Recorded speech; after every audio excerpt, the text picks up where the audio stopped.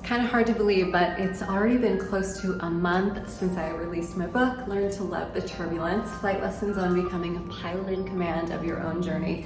And in this video, I thought I would tell you what the first month has been like, what it's been like to show the book to the world, get these orders out, send signed copies, a lot of the feedback, and just tell you what it's like, because if you're thinking about writing your own book, I think this is valuable information because I have learned a lot in the past 30 days. Before the book came out, life was moving in slow motion. I was waiting and hoping to get my copies in. I couldn't wait to actually hold this book in my hands, and now that it's here, things are really moving forward in fast forward, which I love. I love a fast-paced life. I've been traveling city to city between my speeches. I got to head out to Denver to not only see my friends like Suzanne and Corey and Gary, Tara, Kylie, but also join the 9 News team and talk about my book on my old station. And it was wonderful to see everyone. From Denver, I hopped on another flight and flew out to Atchison, Kansas, and that was to participate in my very first authors panel as a part of the Amelia Earhart Festival. Not only did I get to sign books and meet people face to face and talk about the experience, I also got to join other authors on stage, including Dr. Kathy Sullivan, who was honored with the Pioneering Achievement Award. And the Amelia Earhart Festival is something I attend each and every year, and I always get so much out of it. So to be able to launch the book there was amazing. Now, what I mean about life feeling like it's in fast forward, I mean to say that there's this new energy, this new excitement that I can feel within me, creating again and sharing with the world. And I hope that you're working on something that makes you feel this way as well, because having this new creative spark, trying to promote this book, reading the reviews that are coming in on what I've poured my heart into over the last several years, it's really fueling me to want to do more. I'm learning very quickly that to get people to purchase the book, they need to see multiple exposures of the book on your social media, whether it's Instagram, LinkedIn, YouTube. So do not be afraid to show off what you're working on and show your passion within it. Every day I'm going to the post office, I'm sending these signed copies off. I'm trying to share that just genuine enthusiasm that I'm feeling again within this project, because it's really bringing me back to life. I feel charged up about the potential. I'm reaching out to podcasts and blogs and folks who want to cover this book and maybe talk about it. And yes, I'm getting those rejections as well, but that's all a part of the process. So in this video, I just want to say thanks for being here, and thanks for coming along for the ride.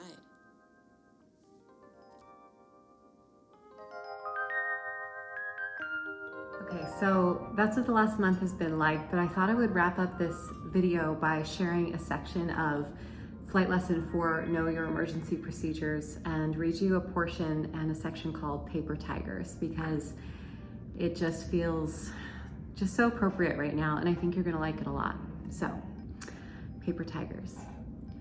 We kicked off the second half of the world flight by departing from the idyllic paradise of Malé International Airport in the Maldives, climbing up to 27,000 feet above the vast expanse of the Indian Ocean. Toward the evening hours of this 8-hour mission, my doubts and fears began overtaking my thoughts as the sound of my critics, who I now think of as my paper tigers, my baseless fears and worries, made their presence known. I could almost see their jet black stripes. My inner dialogue went quiet, as if backed into a corner, fearful to fight back. Those voices saying, "Who do you think you are? The real Amelia would be embarrassed to share a name with someone like you. Who cares? If you were a real pilot, you'd be solo in a Lockheed Electra, like Amelia was. Anyone could fly around the world in a plane like this. You don't deserve to be up here." Pilatus 58 November Golf, approach controllers called, snapping me back to the present moment. It was time to focus on the far more important task at hand, flying the plane. The thought that I dedicate any of my time in flight to the negative opinions of others, actual or imagined, is not something that I'd like to admit. The world is quick to tell you to grow a thick skin when it comes to what others have to say. Well, this outdated notion is one that I reject wholeheartedly. I don't want a thick skin. Vulnerability is one of my core values, which means I need to stay open, soaking up all the emotion and meaning of this life.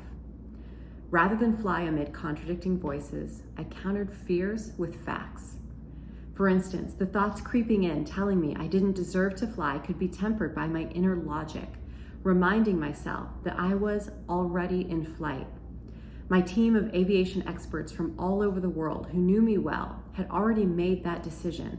Therefore, it could not be decided in a meaningless tweet from a stranger having a bad day. And at that moment, armed with the reality of all the work it had taken to get this far, I quieted the growl of the paper tigers by deciding for myself that I deserved to be there. By silencing the discouraging voices, we can learn to hear what's actually being said. And in this case, it was a clearance to land at Singapore Airport, where I'd be greeted by a team of our Honeywell experts along with school children who were excited to learn all about the flight. I also knew that the final quarter of the flight would be grueling, so I needed to tap into every bit of logical focus I had inside. No longer could I give these paper tigers space in my mind. I'd enjoyed a quiet clarity in their absence, and I knew I was a far better pilot without them. Unlatching the door of their cage with a key I've since discovered I had in my pocket all along, I released my tigers, who had once held the power of flesh and bone, and I watched them tumble through the air, dissolving into the sea below. And that's just what paper tigers are. They are paper. Keep them locked up in your mind, and their images can feel in-your-face ferocious. Negating their power with confidence and courage, we can render them ineffective to learn from our time spent in their presence. By facing them, we control them. We take away their power. Their stripes melt away. Amelia Mary Earhart was known to have an abject fear of flying over jungles. The thought of plummeting down into the dark, rich earth and being subsumed by the wild creatures, lions and tigers and other beasts of the jungle, was as frightening to her as being stranded in shark-infested waters is to me. It's even been said that she put up wallpaper in her home that had a tiger design. Perhaps this was her attempt to face her fears and embrace her enemies by living in their midst. Perhaps this was her way of reminding herself that her fears were just that, paper tigers. They were not real. They could be faced and even ripped down. And this is precisely what we can do with our own fears. Face them, rip them down, and eventually release them into the deepest depths of the ocean. This is why her quote about facing fear and the importance of making swift, sound decisions still inspires me. Her quote is, "The most difficult thing is the decision to act. The rest is merely tenacity. The fears are paper tigers. You can do anything you decide to do. You can act to change and control your life and the procedure. The process is its own reward."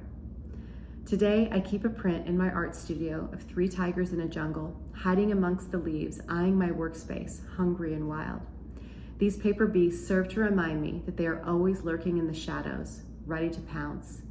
And when they inevitably claw and crawl to get back into my mind, I'll take it as a sign to go all in, because nothing lures a paper tiger out into the open quite like the scent of a worthwhile idea. Thank you for listening. Blue skies.